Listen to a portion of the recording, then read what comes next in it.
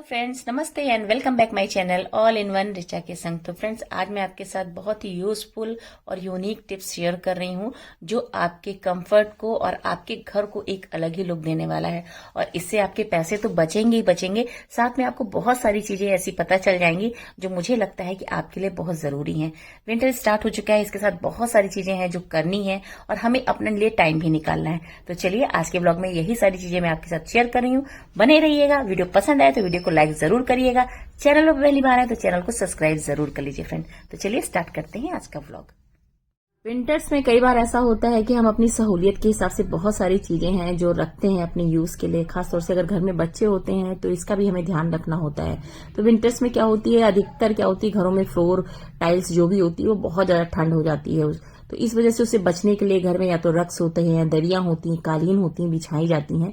और जिनको जैसे उसकी वजह से काफी कंफर्टेबल होता है। बच्चे हैं तो जमीन में ही ज्यादातर खेलना पसंद करते हैं, तो इसकी वजह से एक सहूलियत भी लगती है और चीजें देखने में भी काफी अच्छी लगती हैं। तो इस तरीके से मैंने क्या किया था, दीपावली जब थी तो मैंने फ्लोर पे, वैसे तो मैं नहीं बिछाती हूँ, पर जैसे दीपावली है या कोई फेस्टिवल है तो उस दौरान बिछा देती हूँ। तो क्या है, कालीन और दरियों को, जो मोटी दरियां होती हैं या कालीन होती है जो बड़े होते हैं, उनको क्लीन करना बहुत मुश्किल काम होता है। और मैंने कई बार देखा है कि इन सबको साफ करना तो बहुत ही सच में इतना टिपिकल होता है कि मैं क्या बताऊं। पर मैं आपको एक अपना तरीका बताती हूँ जिसकी वजह से मैं जो है अपनी कालीन को, रक्स को, दरियों को, इवन तक तो सोफे को भी मैं बहुत अच्छी तरीके से क्लीन कर लेती हूँ। पता है, ये सारी चीजें करने से मेंटली मतलब एक सेटिस्फेक्शन तो मिलता ही है, क्योंकि बच्चे हैं या कोई भी है, अगर जैसे बैठ के खाता है, कभी कुछ ना कुछ चीजें गिर ही जाती हैं। आप कितना भी उठाओ, कोई ना कोई टुकड़ा रह ही जाता है कालीन में या सोफे पे। क्योंकि मैंने क्या देखा, जब मैं बैठी थी वहां पे तो मैंने देखा थोड़ा सा नमकीन का एक छोटा सा टुकड़ा कॉर्नर में फंसा हुआ था। तो मेरे मन में एक शंका आई, क्योंकि जरा सा भी अगर कहीं थोड़ी भी गंदगी होती है तो चींटियां जरूर पनपती हैं, और जहां चींटियां होती हैं वहां चीजें खराब होने की संभावना बहुत ज्यादा हो जाती है। तो इस वजह से मैं क्या करती हूँ, मैंने अभी पिछले कुछ दिनों से, जब से मैंने सोफा लिया है, पहले तो मेरे पास सोफा नहीं था, मैं सर्विस क्वार्टर में रहती थी, इस वजह से मुझे इन सब चीजों की रिक्वायरमेंट ज्यादा नहीं थी, क्योंकि वहां सारी चीजें हमें पहले से ही मिल जाती थी। तो इस तरीके से मैंने जब सोफा लिया तब से मैंने एक चीज अपने दिमाग में सेट कर ली है कि जब भी मुझे वक्त मिलेगा, यानी 2 महीने, 3 महीने, 4 महीने में जब भी मुझे टाइम मिलेगा, क्योंकि ये सारी चीजें हैं ड्राई क्लीन कराने चाहिए तो काफी कॉस्टली पड़ता है, जो कि कभी कभी लगता है कि हमारे बजट से बाहर भी जा रही हैं। मगर जब हमारे पास खुद एक सुविधा है जिससे हम कर सकते हैं, तो ये देखिए, ये मेरे पास कार का क्लीनर है, वैक्यूम क्लीनर है। तो मैं इसका इस्तेमाल अपनी इन सब चीजों को क्लीन करने में करती हूँ। सच में मैं बताऊं कि इतना अमेजिंग रिजल्ट आता है इससे कि मैं सच में आपको मैं बता रही हूँ कि आपके इतने पैसे बच जाएंगे इससे, कि अगर आपके पास नहीं भी है ना तो इसको परचेज कर लीजिए, क्योंकि बहुत ज्यादा महंगा नहीं मिलता है। ये बहुत ज्यादा आपको 2,500 से 3,000 की रेंज में मिल जाएगा। और सच में इससे बहुत सारी चीजें साफ होती हैं। ऐसा नहीं कि सिर्फ इससे आपकी कार की क्लीनिंग ही होगी, बहुत सारी चीजें, जैसे सोफा हो गया, दरिया हो गई, कालीन हो गया। अगर आजकल बेड में भी बहुत सारे ऐसी चीजें लगा दी जाती हैं जिससे क्या होता है, क्लीनिंग करने में बहुत ज्यादा दिक्कत आती है। मतलब इस टाइप के, जो स्वेट टाइप के कपड़े लगा करके, फोम लगा करके बेड को सुंदर बनाया जाता है, एक डिजाइन दी जाती है, मतलब डिजाइनर बेड आ रहे हैं, तो उसमें भी हम इनका इस्तेमाल करते हैं क्लीनिंग में। क्योंकि मेरे बेड में भी ये सारी चीजें लगी हैं, मैंने आपको दिखाया हुआ है। तो सच में इसका इतना बढ़िया रिजल्ट है। और गद्दे की बात करें, वाओ, क्या मतलब मस्त है, इतना अच्छा आइडिया मैं आपको बता रही हूँ कि अगर आपके पास मोटे रूई के गद्दे हैं और आप साफ नहीं कर पा रहे हैं, या आपके पास जो ये बड़े वाले गद्दे हैं उनसे भी आपकी क्लीनिंग नहीं हो रही है प्रॉपर तरीके से, तो आप इस तरह से इसका इस्तेमाल करके बहुत ही अच्छी तरीके से दरियों को और बेड को, बाकी बहुत सारी चीजों को क्लीन कर सकते हैं। और ये कहने वाली बात नहीं है, मैं आपको इसका रिजल्ट भी दिखाती हूँ, मैं प्रूफ दिखाती हूँ कि मैं सच कह रही हूँ। मैंने अभी कालीन को बाहर झाड़ा है, उसके बावजूद भी मैंने जब इसको यहाँ बिछाया है तो आप देख सकते हैं कि कितना इसमें से डस्ट निकल रहा है। मतलब आप समझ सकते हैं कि आप कितना भी इसको झाड़ेंगे, पटकेंगे, इसको क्लीन करेंगे तो उतनी अच्छी तरीके से नहीं साफ होती है। और आप देख लीजिए, मैंने इसको वैक्यूम क्लीनर की हेल्प से बिल्कुल नीट एंड क्लीन कर दिया है। तो ये है इसका बहुत ही बढ़िया रिजल्ट, जो कि मुझे बहुत अच्छा लगता है। और सच में मैं आपको ये बताना चाह रही थी कि देखिए, इस तरह से आप अपनी चीजों को बहुत आसान कर सकते हैं, और इससे बहुत ही सारी, मतलब आपको टाइम भी बचता है और बहुत आसानी से ये हो जाती हैं। 1-2 बार आपको दिक्कत आएगी, क्योंकि कोई भी नई चीज होती है, अगर आप उसका इस्तेमाल करते हैं तो उसमें टाइम लगता है, समझ में नहीं आती। पर जब 1 से 2 बार, 3 बार अगर इसको आप ट्राई करेंगे तो सच में इसका रिजल्ट आपको बहुत ही मस्त आने वाला है। तो है ना बढ़िया आइडिया। तो इस तरीके से मैंने अपनी जो दरी, क्योंकि काफी बड़ी है, इसको साफ करना थोड़ा सा नहीं, बहुत ज्यादा मुश्किल है, तो इसलिए मैं क्या करती हूँ, इसी का इस्तेमाल करती हूँ। वैसे तो हम जो है सोफे को, जैसे नॉर्मली हम, क्योंकि हमारा घर बिल्कुल ऐसी जगह पे है कि डस्ट तो परमानेंट चलती ही है। आप कितना भी डोर बंद कर लीजिए, कर्टेन्स लगा लीजिए, डस्ट तो आती है। तो मान लीजिए इसको हम थोड़ा सा क्लीनर डस्टर से अगर क्लीन कर लेते तो उतनी अच्छी तरीके से क्लीनिंग नहीं होती। मगर जब हम जो वैक्यूम क्लीनर का इस्तेमाल करते हैं तो इसके कॉर्नर्स होते हैं, कोने होते हैं, जो हिडन प्लेस होता है उसे हम कैसे साफ करें। तो उसको साफ करने के लिए मैं बता रही हूँ, यही सबसे अच्छा आइडिया है कि देखिए, या तो आप ड्राई क्लीनर्स को दीजिए सोफा को साफ करने के लिए, भाई आपके पास पैसा है तो आप दे सकते हैं।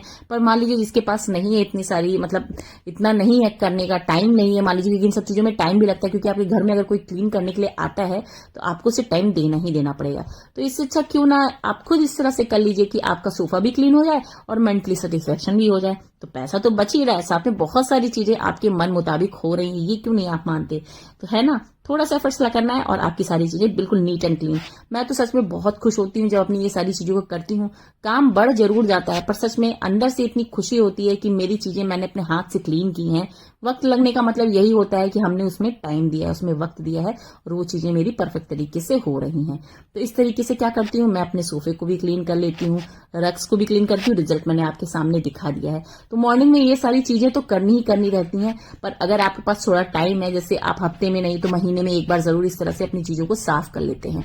तो मैं तो अपना इसी तरीके से क्लीन करती हूँ और मेरे लिए बहुत ही आसान हो जाता है, क्योंकि मैं बच्चों को भी कहती हूँ कि अगर आप कोई चीज खा पी रहे हो थोड़ा ध्यान दो, मगर फिर भी अगर कोई गेस्ट आ जाता है, नहीं ध्यान दिया, या कभी कुछ चीजें ऐसी हो जाती हैं तो इस तरह से गंदगी मचने लगती है। सफाई नहीं करेंगे तो गंदा हो जाएगा और आपका इतना एक्सपेंसिव सोफा, इतनी अच्छी कालीन आपकी खराब हो जाएगी।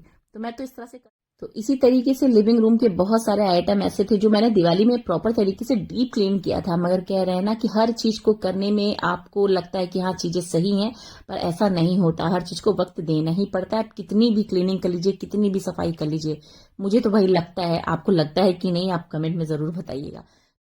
तो इस तरीके से मैंने अपने लिविंग रूम को बिल्कुल अच्छी तरीके से क्लीन कर लिया। मॉर्निंग का टाइम रहता है, धूप खिली रहती है तो काम करने में भी मजा आता है, क्योंकि विंटर है। विंटर में अगर ये सारी चीजें मॉर्निंग में हो जाएं तो हमें शाम के लिए बहुत ज्यादा भाग दौड़ नहीं करनी पड़ती, बहुत मेहनत नहीं करनी पड़ती। तो ये एरिया ऐसा था कि मुझे लग रहा था कि हाँ ये डीप क्लीन करने के लिए बोल रहा है। तो आज मैंने अपने सोफे के साथ अपनी टेबल को भी क्लीन करने के लिए सोच लिया है। और इस टेबल के ऊपर जो टॉप रहता है वो ग्लास का होता है, उसको मैंने हटा दिया है और ये हट भी जाता है बहुत ही आसानी से। कई बार ऐसा होता है कि ग्लास के अंदर भी डस्ट चली जाती है, क्योंकि इसमें भी कॉर्नर्स हैं, इसके जो हिडन प्लेस है इसमें भी डस्ट बहुत अच्छी तरीके से जा चुकी थी, जो कि मैंने अच्छी तरीके से क्लीन किया। ये टेबल मुझे इसलिए अच्छा लगता है कि इस पे हम कोई भी चीज अपने मन पसंद का लगा सकते हैं, अंदर कोई भी चीज लगा करके, ग्लास लगा करके ऊपर से सेट कर सकते हैं। कभी मैं इसको बनाऊंगी तो मैं आपको जरूर इसके साथ शेयर करूंगी, क्योंकि ये टेबल बहुत ही अच्छी है। इस टेबल को मैंने अपने हिसाब से मॉडिफाई कराया है, क्योंकि इसमें जो था ये 4x4 का टेबल था, इसकी वजह से जो है हमारा लिविंग रूम काफी भरा भरा सा लग रहा था, इसलिए मैंने इसको छोटा करके 2x4 का करवाया है। तो ये देखने में भी काफी अच्छा लग रहा है, अट्रैक्टिव लग रहा है, इसमें कोई कमी नहीं है। पर यह है कि इसको मुझे सबसे अच्छा यही लगता है कि हम इसके ग्लास टॉप को हटा करके इसको प्रॉपर तरीके से क्लीन कर सकते हैं, जो कि बहुत ही आसानी से क्लीन भी हो जाता है। तो आप तो देख ही रहे हैं कितना अच्छा लगता है अगर चीजें साफ सुथरी हो जाती हैं देखने में। तो इस तरीके से मैंने जो है अपना जो है टेबल भी साफ कर लिया और सोफा, कालीन, सारी चीजें मैंने आज क्लीन कर ली हैं।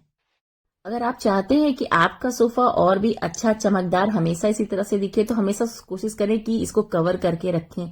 ये बात सही है कि अगर हम कवर कर देंगे तो इसकी खूबसूरती कम होती है, उतना अच्छा नहीं लगता देखने में।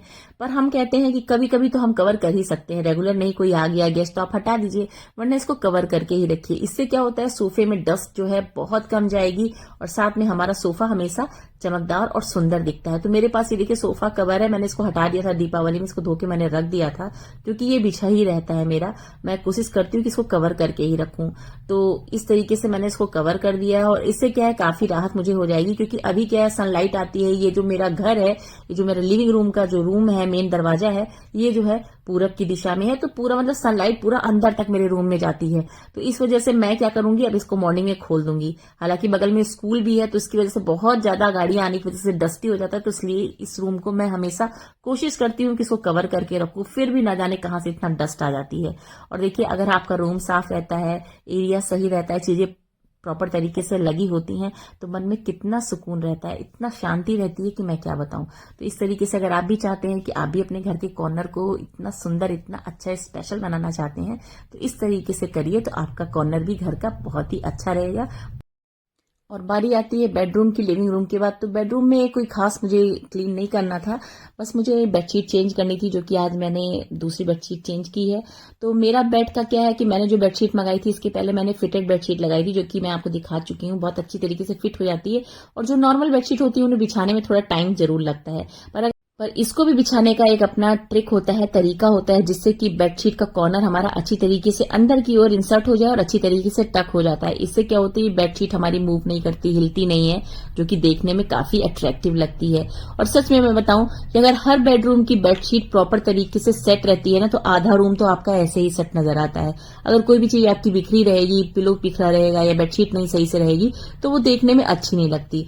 तो विंटर सीजन मैंने कहा ना स्टार्ट है, तो उसके हिसाब से अपने रूम्स में रग्स बिछाना, दरिया बिछाना, इससे थोड़ा देखने में भी अच्छा लगता है और आप देख सकते हैं कितना अच्छा लुक आता है इस तरीके से। तो ये मास्टर बेडरूम है जिसमें मैं अपनी बेडशीट मैंने लगा रखी है। तो इसी तरह से बच्चों के रूम में भी मैं लगाती हूँ, पर बच्चों के रूम की बेडशीट अगर आप लगा के भी रखिए तो उसमें क्या होता है, कितना भी आप सेट करके रखिए, कुछ ना कुछ गड़बड़ तो हो ही जाता है, क्योंकि बच्चे हैं वो किसी न किसी तरीके से तूफान तो मचाते ही हैं। कई बार ऐसा होता है कि हम अपनी एरिया को फ्रेश करने के लिए, अच्छी फीलिंग के लिए, एक अच्छी खुशबू के लिए कोशिश करते हैं कुछ ऐसी चीजें बनाएं। मैं डिफ्यूजर बना के रखती हूँ हमेशा। मैं कोशिश करती हूँ अपने वार्डरोब में या वॉशरूम में या लिविंग रूम में भी कुछ ऐसी चीजें बना के रखूं, जिससे कि एक अलग ही वातावरण बना रहे, घर का पॉजिटिव वाइब्स बनी रहे। तो इसके लिए मैं क्या करती हूँ कि कई बार होता है कि मैंने नमक के साथ या फिर कपूर के साथ मिक्स करके, कुछ लौंग डाल करके इस तरह से डिफ्यूजर रेडी कर लिया है, जिसको मैं अपनी वार्डरोब में रखती हूँ। इससे बहुत ज्यादा पॉजिटिव वाइब्स होती है और साथ में कपड़ों में कीड़े नहीं लगते।